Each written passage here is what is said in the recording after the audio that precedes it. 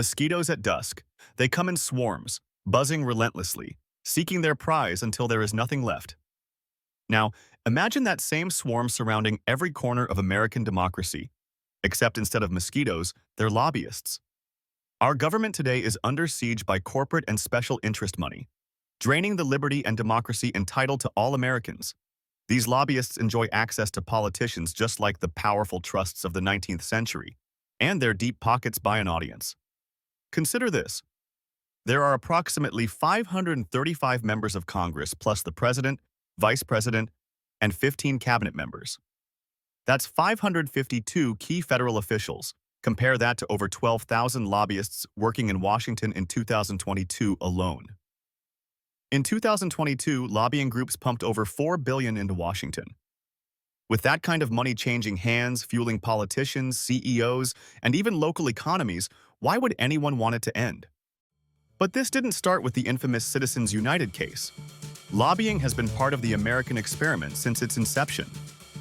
In 1792, William Hull became America's first official lobbyist, fighting for additional assistance for Virginia's veterans of the Continental Army.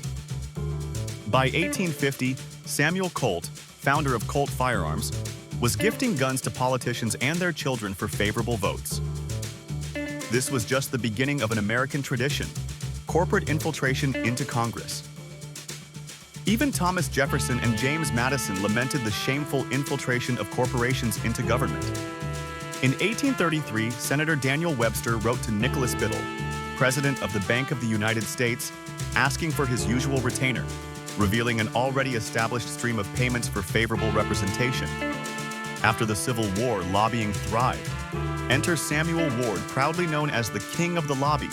He even signed letters in Latin as Rex Vestiari.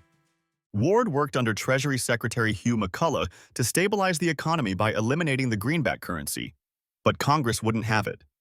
Removing the North's currency meant political suicide.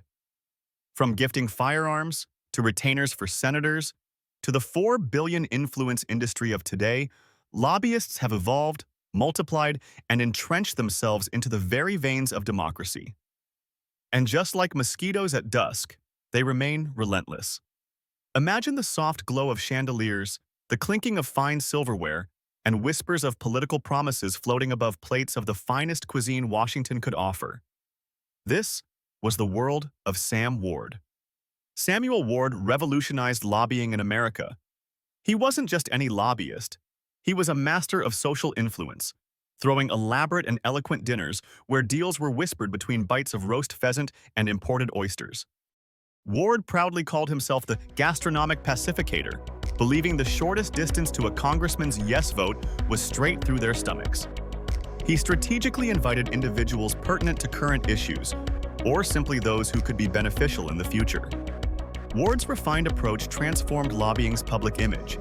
Gone were the days of underhanded deals in smoky backrooms, replaced with sophisticated dinner parties hosted by Washington's King of the Lobby. But sophistication didn't save him from scandal. In 1875, Ward was ordered to testify before Congress about subsidies involving the Pacific Mail Steamboat Company. There, he admitted to bribery, almost justifying the profession by its difficulty, saying, "I am not ashamed. I do not say that I am proud, but I am not ashamed of the lobbying occupation." Sam Ward, 1875. Fast forward to today, and the public still sees lobbying as underhanded, dominated by corporate dollars rather than social reform. The numbers speak for themselves. In 2022 alone, the top 20 industry lobbies contributed over $2.6 billion.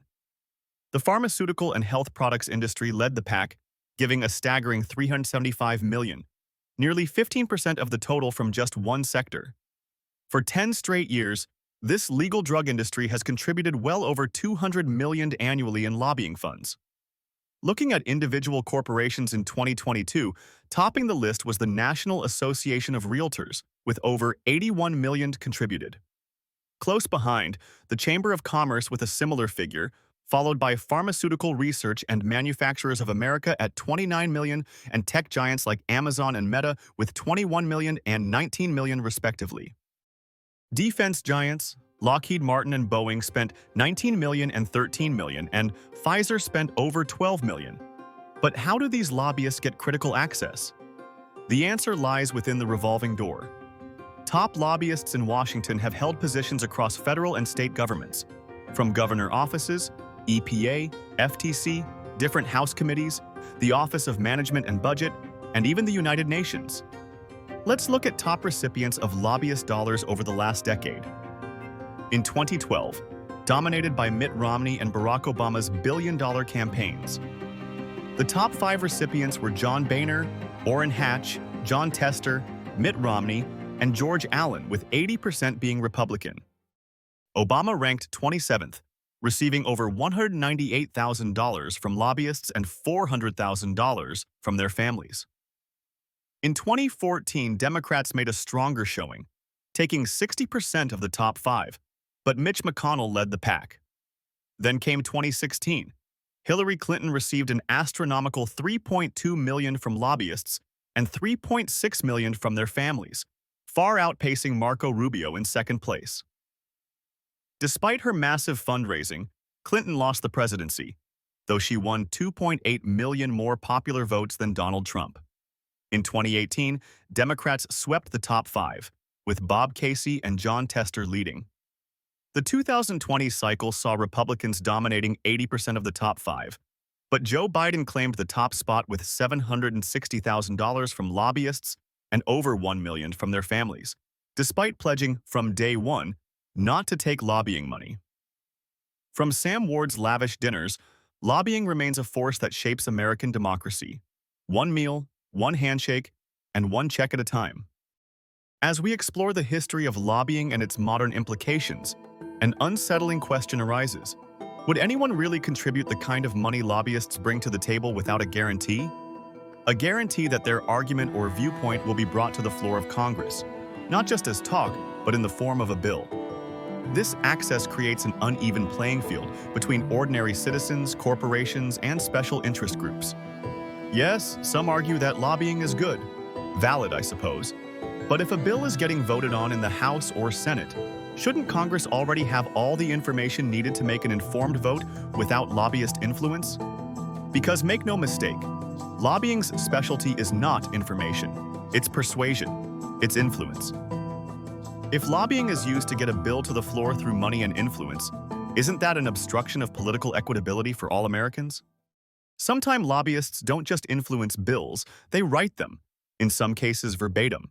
In one infamous case, lobbyists crafted part of a bill that redacted Dodd-Frank protections. This isn't just on a federal level.